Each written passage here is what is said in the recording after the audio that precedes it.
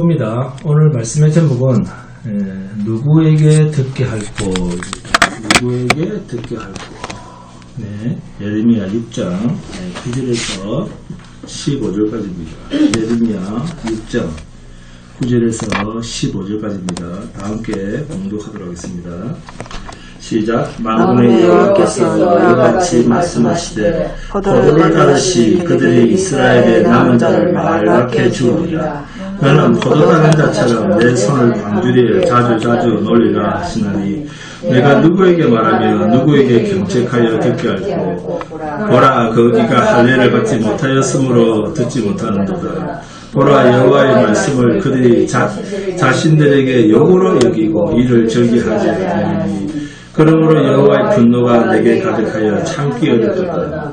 그것을 거리에 있는 아이들과 모인 청년들에게 부으리니 남편과 아내와 나이 든 사람과 늙은이가 다 잡히리로다.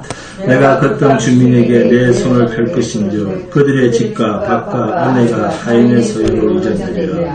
여호와의 말씀이니라. 이는 그들이 가장 작은 자로부터 큰 자까지 다 탐욕을 부리며 선지자로부터 제사장까지 다 거짓을 행합니다. 그들이 내 백성의 상처를 가볍게 여기면서 말하기를 평강하다 하나 평강이 없도다.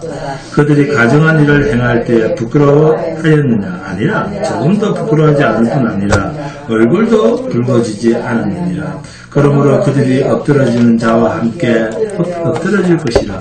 내가 그들을 벌하리니 그때 그들이 거꾸로 진다. 여호와의 말씀입니다. 아멘.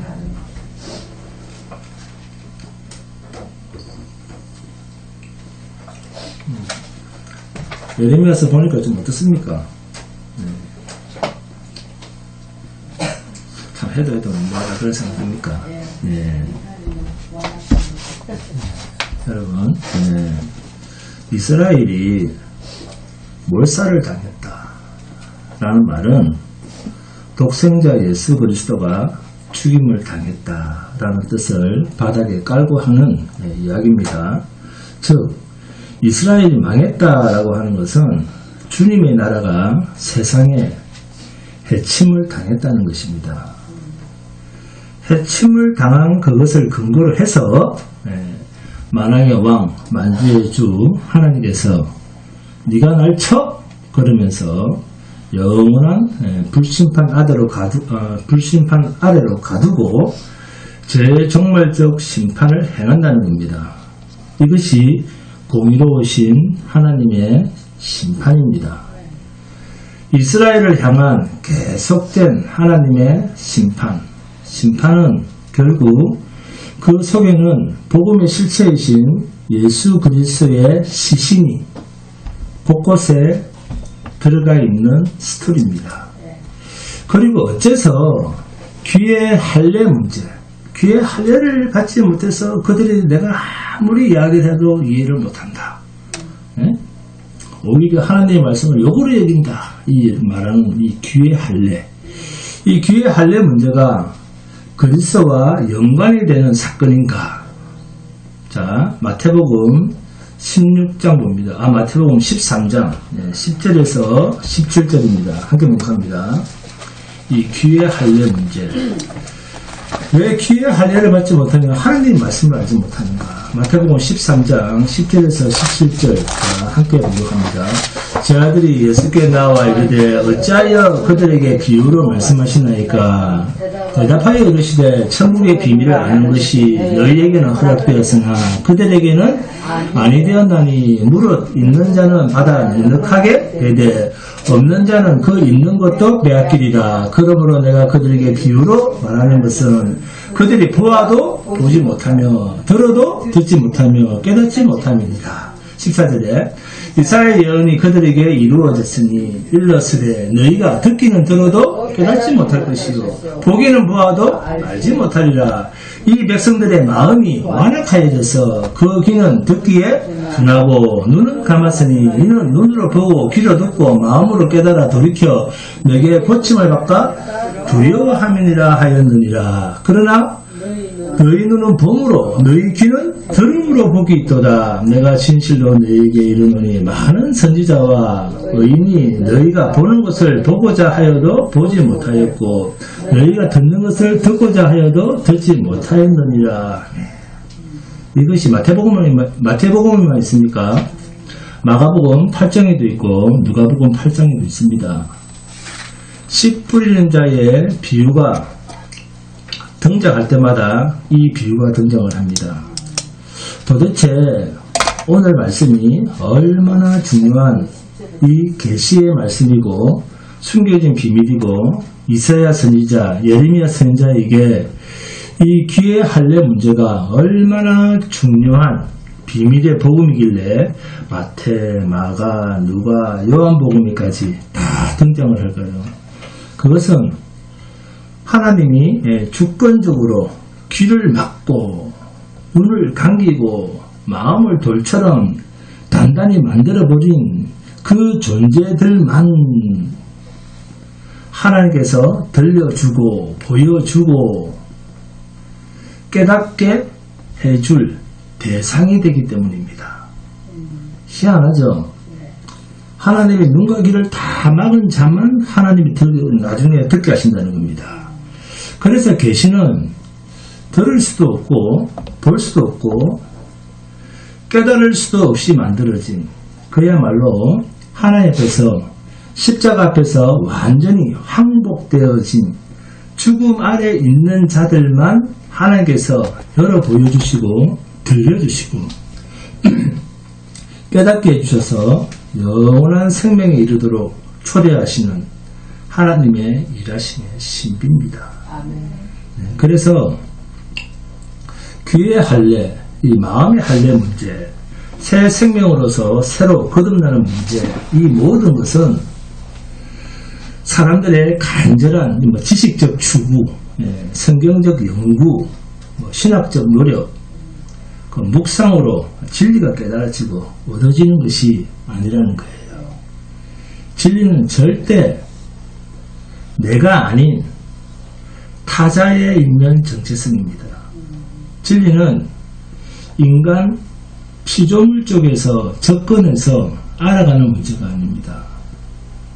철저하게 하나님께서 주실 자에게만 주시고 빼앗을 자에게는 철저하게 빼앗아버리고 아예 영원히 눈을 어둡게 하고 귀를 막아버리고 마음을 닫게 하는 그 일이 하나님이 하시는 하나님의 일입니다. 귀의 할례와 마음의 할례와 생명에 화합하는 문제는 전적으로 하나님의 일입니다.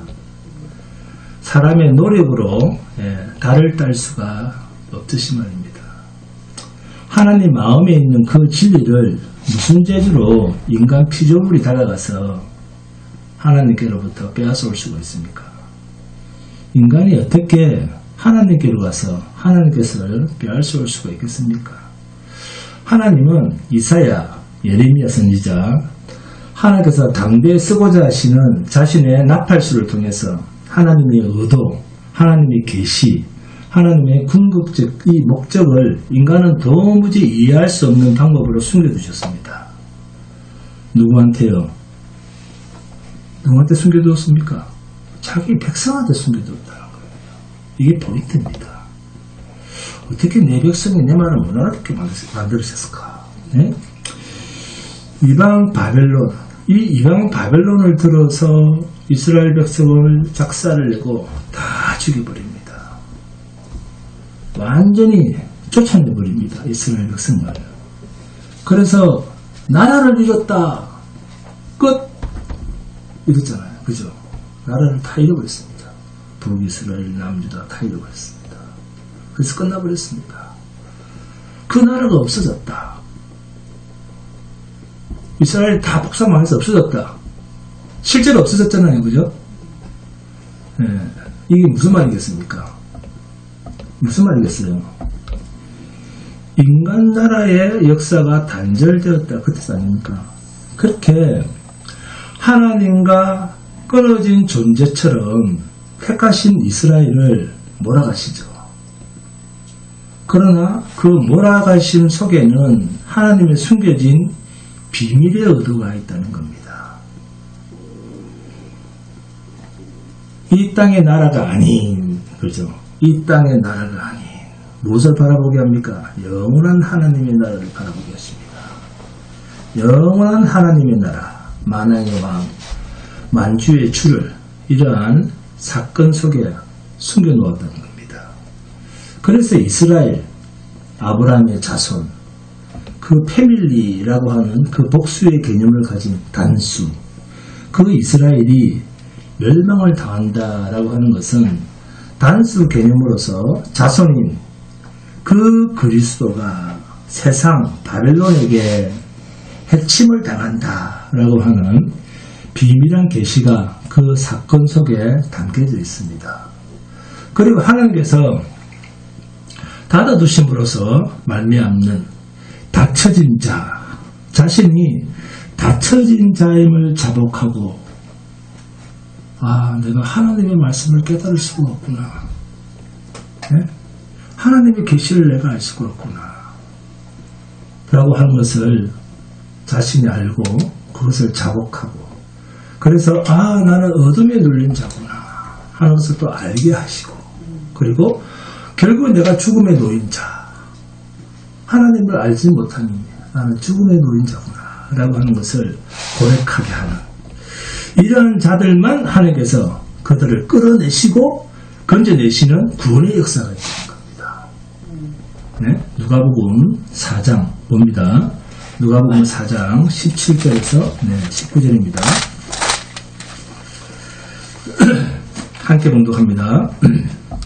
시작. 선지자 이사야의 글을 들이거늘 책을 펴서 이렇게 기록된 데를 찾으시니 곧 주의 성령이 내게 임하셨으니 이는 가난한 자에게 복음을 전하게 하시려고 내게 기름을 부으시고 나를 보내사 포로된 자에게 자유를, 눈먼 자에게는 다시 보게 함을 전파하며 눌린 자를 자유롭게 하고 주의 은혜의 해를 전파하게 하려 하심이라 하였더라.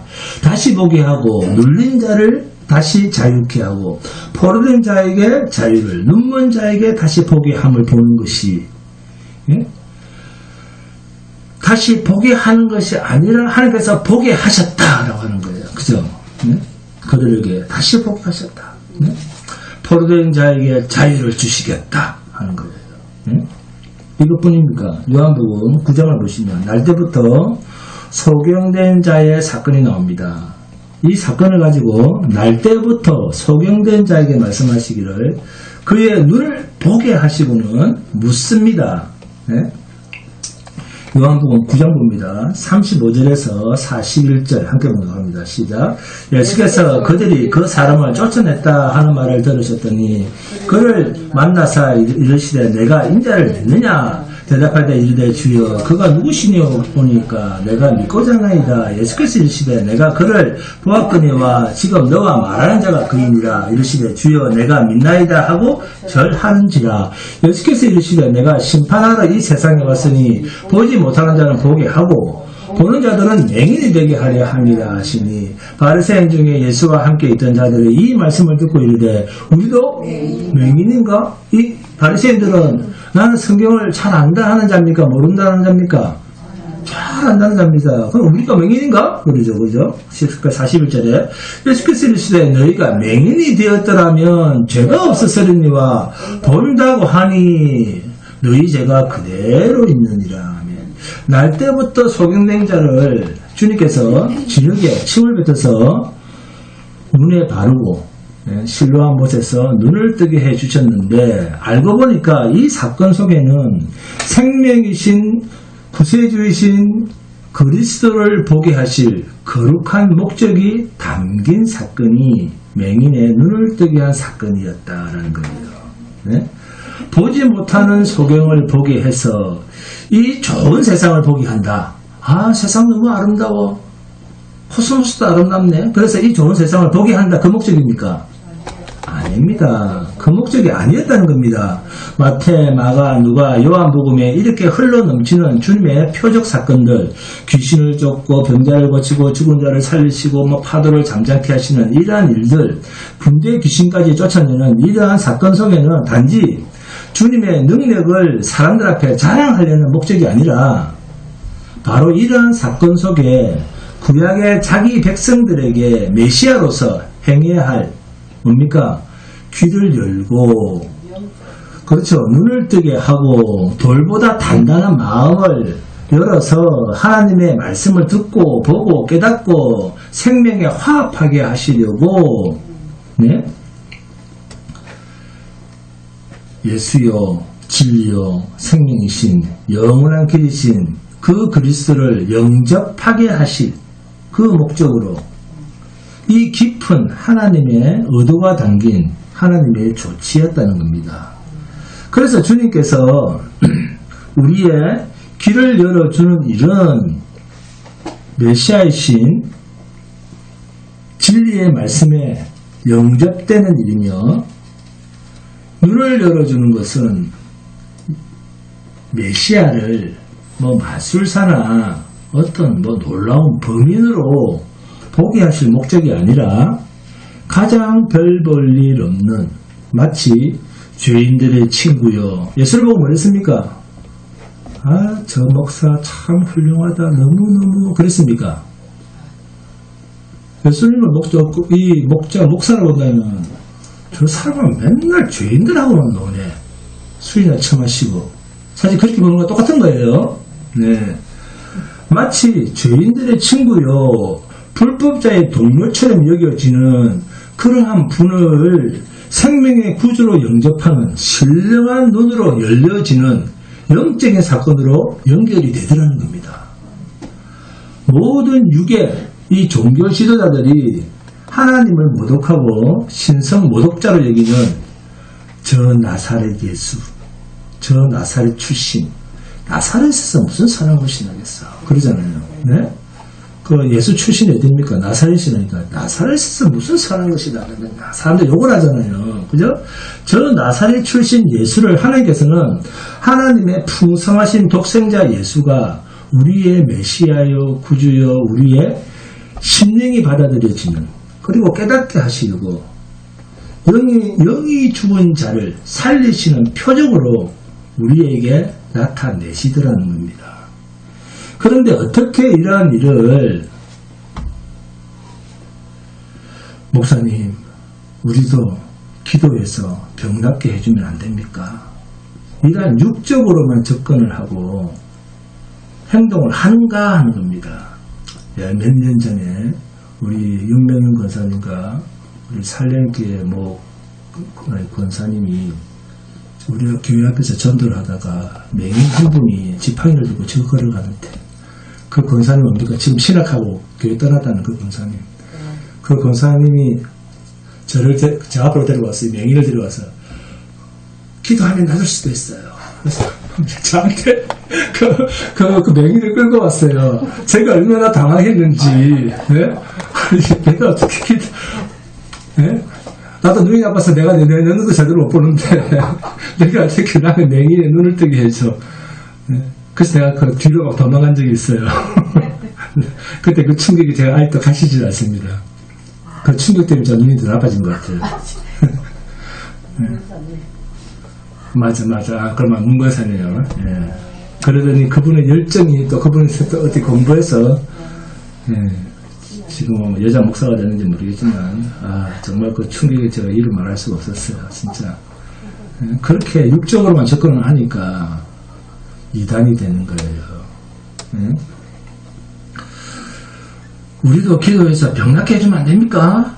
이러한 육적으로 접근하고 행동을 합니다. 이사야서 6장 9절 10절 함께 공독합니다. 이사야서 6장 9절과 10절입니다.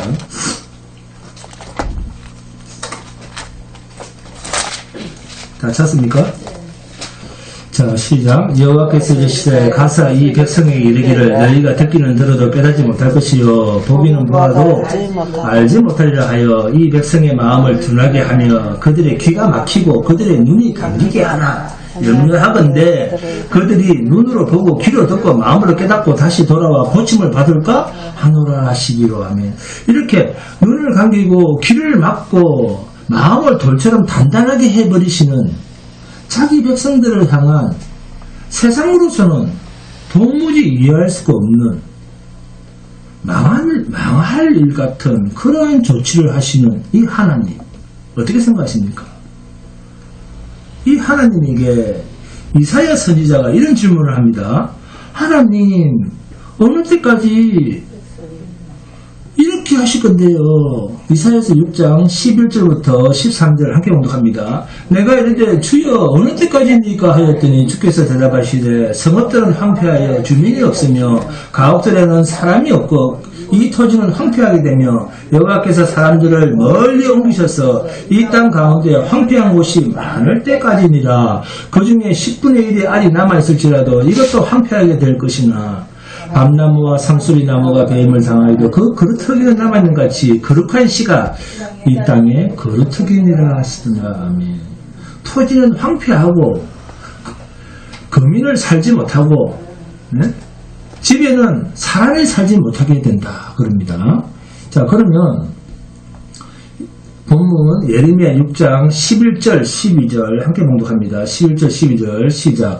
그러므로 여호와의 분노가 내게 가득하여 참기 어렵도다. 그것을 거리에 있는 아이들과 모인 청년들에게 부으리니 남편과 아내가 나이 든 사람과 늙은이가 다 잡히려다.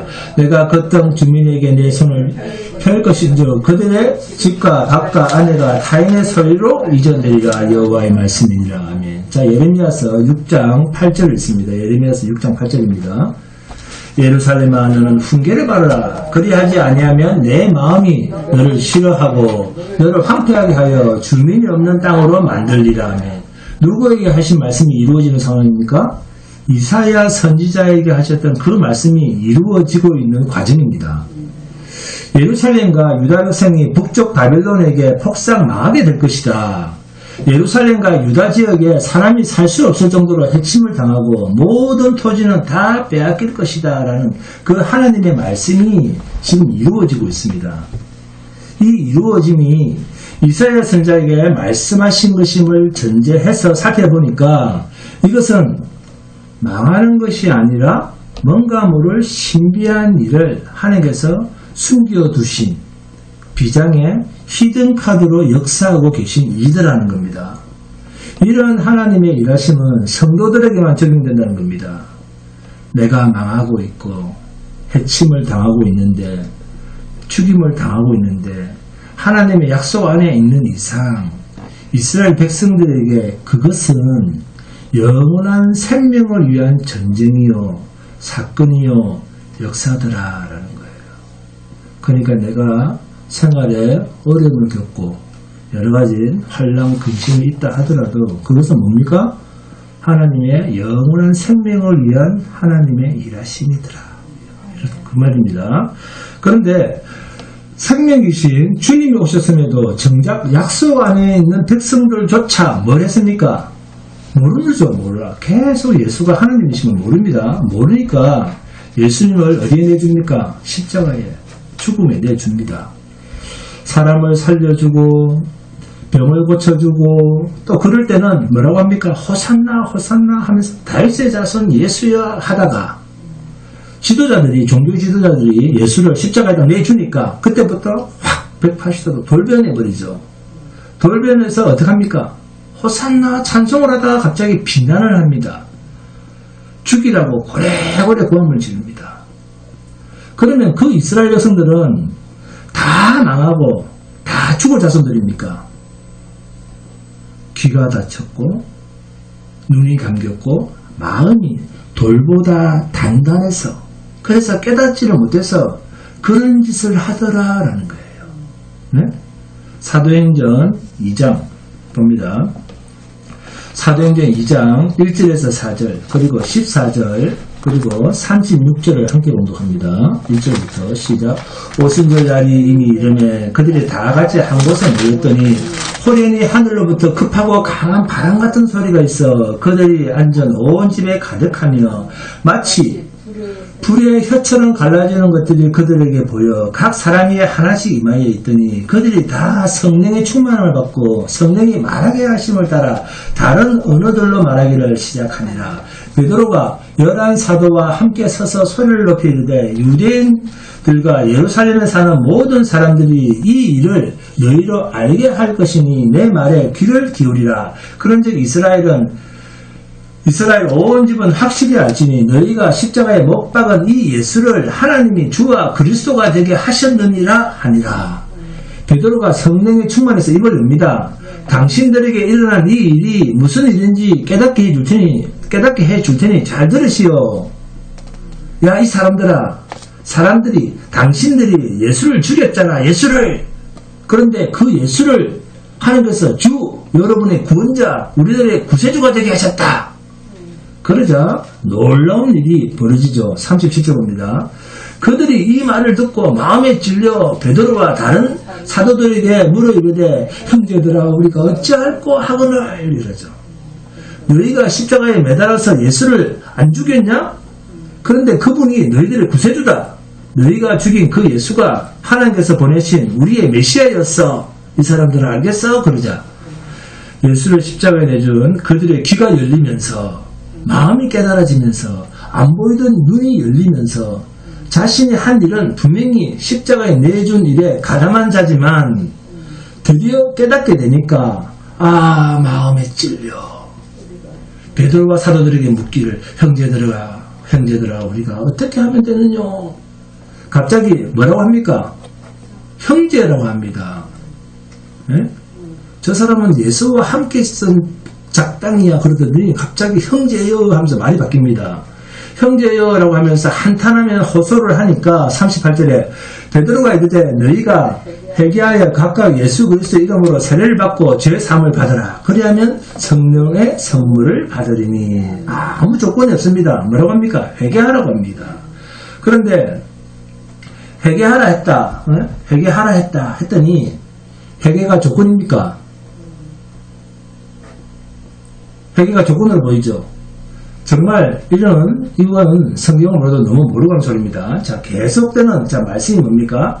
죄 사함을 받으라.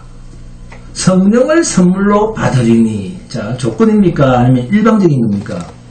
일방적인 거예요. 내가 하니까 오더라가 아니라 일방적으로 오시는 거예요. 그런데 39절에서 이러한 일방적인 것이 하나님의 뭐였다? 약속이었다는 겁니다. 39절 봅니다. 이 약속은 너희와 너희 자녀와 모든 먼데 사람 곧 주 우리 하나님이 얼마든지 부르시는 자들에게 하신 것이라 하고 하면 이것이 하나님의 계시의 비밀 속에 담긴 사건이었다는 겁니다. 자, 계속해서 사도행전 2장 봅니다. 2장 41절 시작. 그 말을 받은 사람들은 세례를 받으며 이 날에 신도의 수가 3천이나 더하더라. 이 일로 귀가 열리고 눈이 열리고 마음이 열려서 회개를 하고 하나님 앞으로 나온 자들이 얼마나 된다고 합니까? 3천입니다. 이것뿐입니까? 이후에 안전뱅이가 고침을 받고 4장으로 넘어가면 베드로의 설교를 듣고 말씀을 들은 사람 중에 믿은 자 남자만 몇 명?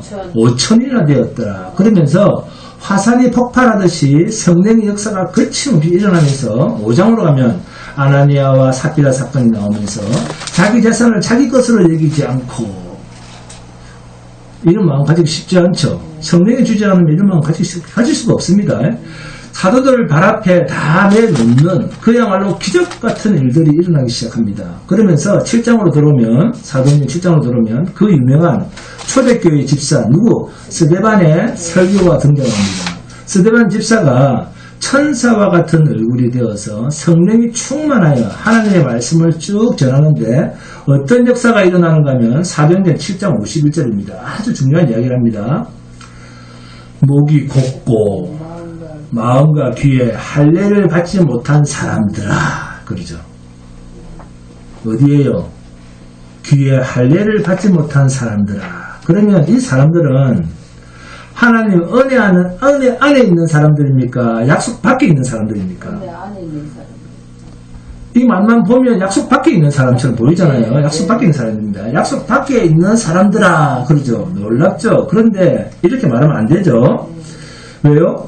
여기서 스데반 집사의 말을 듣고 있던 자 중 한 사람 누굽니까? 사울이라고 하는 바울이 이 자리에 있었어요. 돌로 쳐서 스데반을 죽이는 현장에 함께 있었던 사람이 우리가 그토록 존경하는 이방인의 사도인 이 바울이라고 하는 사울이 그 현장에서 살인을 품고 주의 말씀을 듣고 있었습니다. 그 살인의 현장에 스데반을 돌로 쳐 죽이는 그 살인의 현장에 그래서 51절 마음과 귀에 할례를 받지 못한 사람들아 무슨 말이겠습니까? 꾸짖는 듯한 이 말씀 속에 무엇이 들어가 있다? 복음이 들어가 있습니다. 스데반의 설교가 사람을 무시하고 칼질을 하는 것으로 사용되지만 그러나 생명을 살리는 이중적이고 복합적 의미가 담겨 있다는 겁니다. 그래서 이 말씀을 듣고 마음이 찔리고 심령이 변화되어 눈에 비닐이 벗겨지는 그러한 일들도 일어나는가 하면 반대로 더욱더 마음이 닫혀지는 사람도 그 자리에 있더라. 무슨 뜻이겠습니까? 구분한다 그 말이에요. 구분한다. 이것이 귀 있는 자와 귀 없는 자로 구분하시는 성령의 역사라는 겁니다. 계속해서 사도행전 7장 52절 봅니다. 너희 조상들이 선지자들 중에 누구를 박해하지 아니하였느냐. 의인이 옷이라고 예고한 자들을 그들이 죽였고 이제 너희는 그 의인을 잡아준 자여 살인한 자. 네?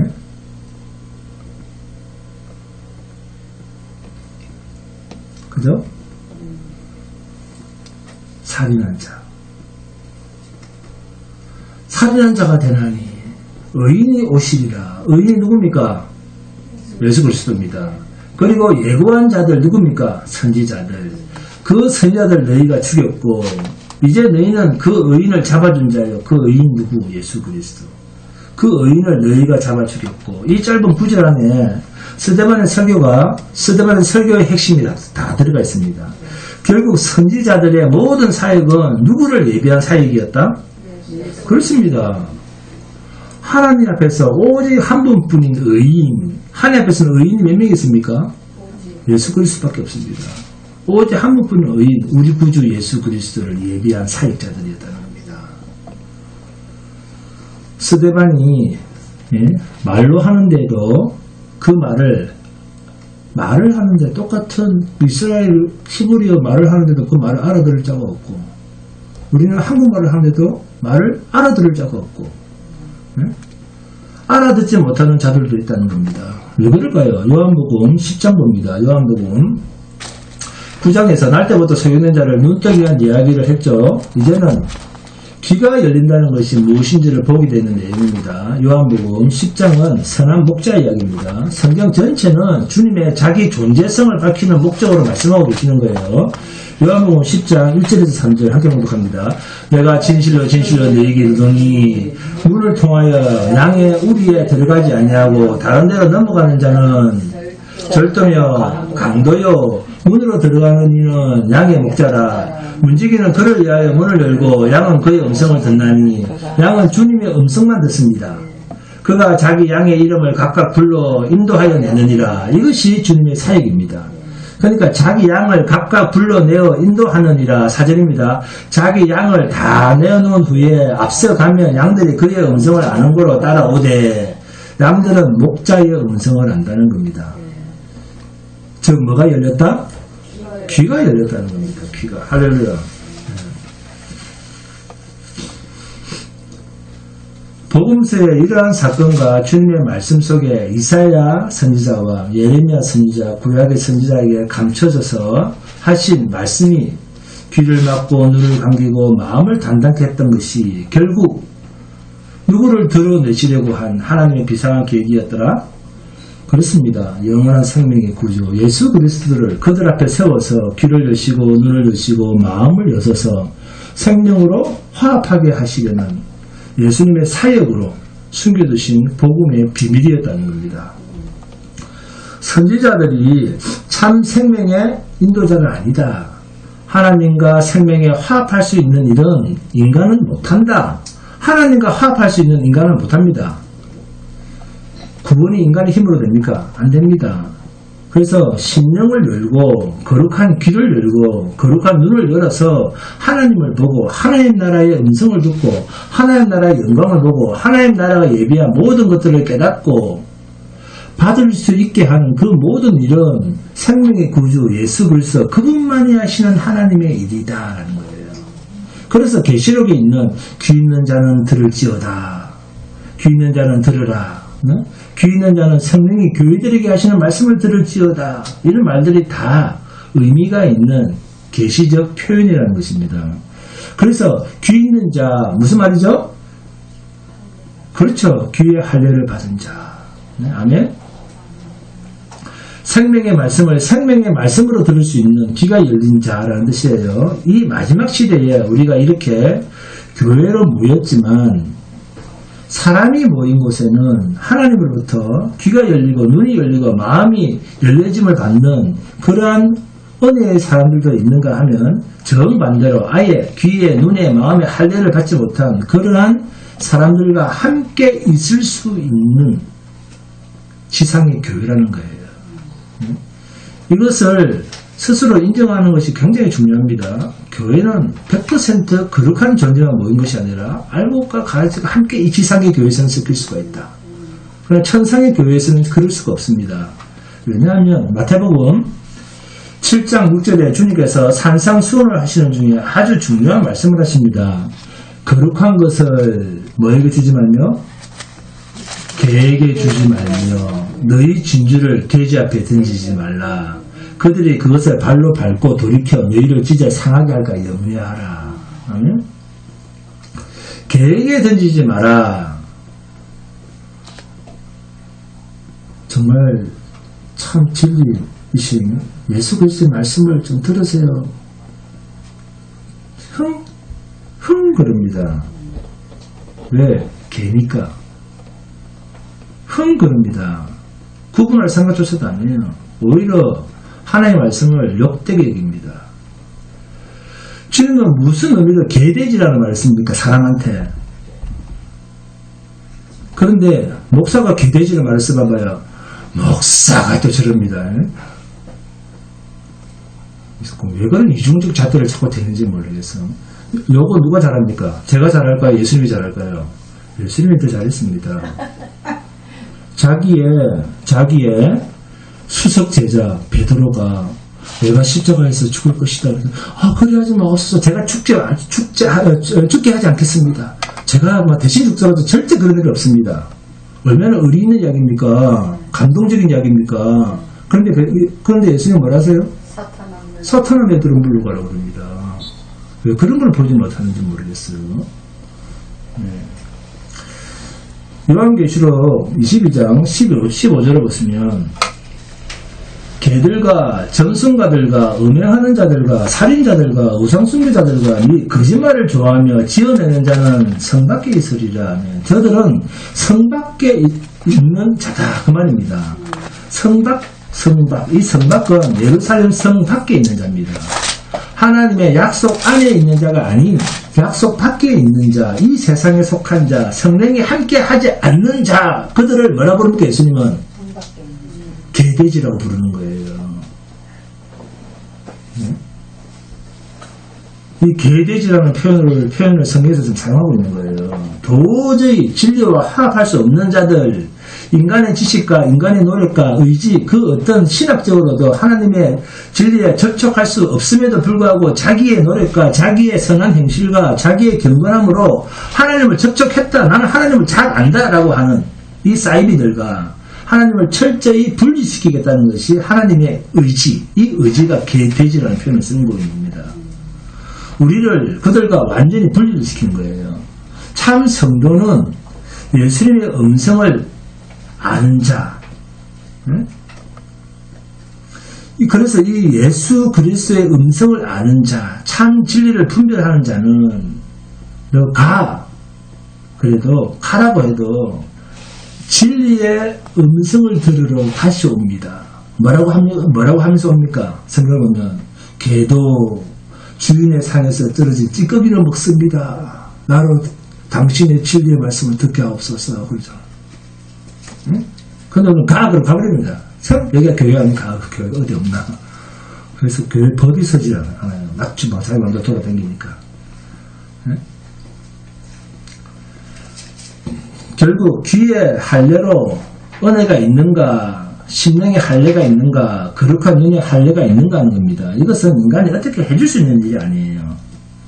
하나님께서 이스라엘 선지자에게 이스라엘 백성들의 눈을 감겨라, 귀를 막아라, 마음을 돌처럼 단단케 해라. 이것이 어떻게 선지자의 자신의 사역이라고 할 수가 있습니까? 그런데 하나님께서는 그것이 사역이다라고 이사야를 내보냅니다. 참 이상하고 신비하지 않습니까?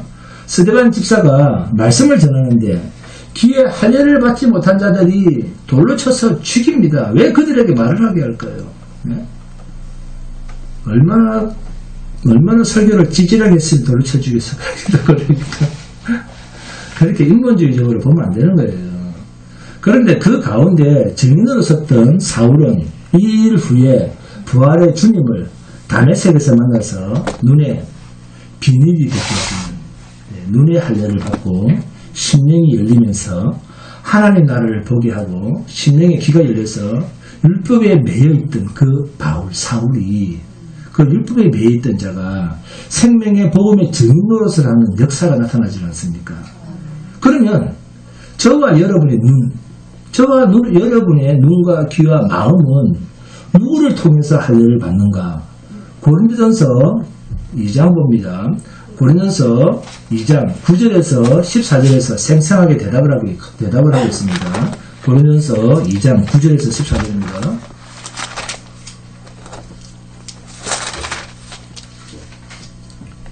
시작. 기록된 바 하나님이 자기를 사랑하는 자들을 위하여 예비하신 모든 것은 눈으로 보지 못하고 귀로 듣지 못하고 사람의 마음으로 생각하지도 못하였다 한것 같으니라. 오직 하나님이 성령으로 이것을 우리에게 보이셨으니 성령은 모든 것 곧 하나님의 깊은 것까지도 통달하시느니라. 사람의 일을 사람의 속에 있는 영 외에 누가 알리요? 이와 같이 하나님의 일도 하나님의 영 외에는 아무도 알지 못하느니라. 우리가 세상의 영을 받지 아니하고 오직 하나님으로부터 온 영을 받았으니 이는 우리로 하여금 하나님께서 우리에게 은혜로 주신 것들을 알게 하려 하시니라. 우리가 이것을 말하거니와 사람의 지혜가 가르친 말로 아니하고 오직 성령께서 가르치신 것으로 하니 영적인 일은 영적인 것으로 분별하느니라. 육에 속한 사람은 하나님의 성령의 일들을 받지 아니하나니 이는 그것들이 그에게는 어리석게 보이며 또 그는 그것들을 알 수도 없나니 그러한 일은 영적으로 분별되기 때문이라. 영적으로라는 말은 16절에 누가 주의 마음을 알아서 주를 가르치겠느냐, 그러나 우리가 그리스도의 마음을 가졌느니라 하는 이 그리스도의 마음, 이 그리스도의 영, 이게 성령입니다. 귀의 할례, 눈의 할례, 마음의 할례는 무엇으로 안 된다? 그리스도의 영, 성령이 오셔야만 해결되는 문제더라는 겁니다. 왜? 주님께서 영으로 우리를 찾아오시는지, 그리고 왜 우리 안에 내주하시는지, 이것이 예레미야 33장에서는 우리에게 새 언약, 새 마음을 주시겠다. 새 언약이라는 말로 숨겨놓은 성령의 내주하심을 새 언약이라는 말로 표현하고 있습니다. 그리고 바울은 이 할례 문제를 저주거리인 육체의 할례로 해결하고자 하는 이들을 향해서 혼란스러워진 갈라디아 교회를 향해서 갈라디아서 1장 10절에서 이렇게 말하고 있습니다. 이제 내가 사람들에게 좋게 하랴, 하나님께 좋게 하라. 사람한테 좋게 할까, 하나님께 좋게 할까? 네? 사람들에게 기쁨을 구할까? 네? 사람들에게 기쁨을 구하랴. 내가 지금까지 사람의 기쁨을 구하였다면 그리스도의 종이 아니니라. 그러면 그리스도의 종, 목사가 사람들에게 기쁨을 구하는 사역이 아니다라고 한다면, 사람들의 육신의 잘남과 똑똑함과 교만을 잠재우고 오직 하나님의 영, 성령의 일하심에 따라 거기에 순복하는 사역자가 하나님의 그리스도의 참 종이라는 것 아닙니까? 사역자는, 성도는 하나님을 기쁘시게 하는 자입니다. 사람을 기쁘게 하는 자가 아니에요. 사람 듣기 좋아하는 소리를 하는 게 아니라 하나님 듣기 좋아하는 소리를 하셔야 됩니다. 할례는 육이 하는 것이 아니라 그리스도의 영 성령이 오셔서 자기 백성들 가운데서 역사하여 잉태해내는 하나님의 일이다. 할례는 하나님의 일이다. 이것이 갈라디아서 전체에 흐르고 있는 핵심입니다. 여러분, 남유다 공동체에 임한 하나님의 이 무서운 진노, 그야말로 싹쓸이할 것 같은 하나님의 심판 같은 그 사건 속에서 이렇게 자기 백성들을 향하신 심오하고 신비스러운 복음의 계시가 은혜롭게 담겨져 있지 않습니까? 그래서 예나 지금이나 옛날이나 지금이나 성도는 죄된 이 말세지마를 살아가면서 미혹을 당하고 눈에 보이는 어지러운 미혹 때문에 우리가 얼마나 깊이 당기고 넘어지고 미혹을 받고 본의 아니게 사고를 치고 죄를 짓고 그리고 이 세상과 연합을 하는 일들이 얼마나 많습니까? 우리가 그럴 때마다 하나님께서는 자기 백성들을 지옥으로 내모는 단호한 공의의 심판 역사가 있었던 것처럼, 그래서 마치 영원히 저주 가운데 투실 자처럼 우리를 고난과 고통이라고 하는 죽음으로 몰아가실 수 있다는 거예요. 우리를. 그래서 온갖 환난과 위기를 당할 수가 있습니다.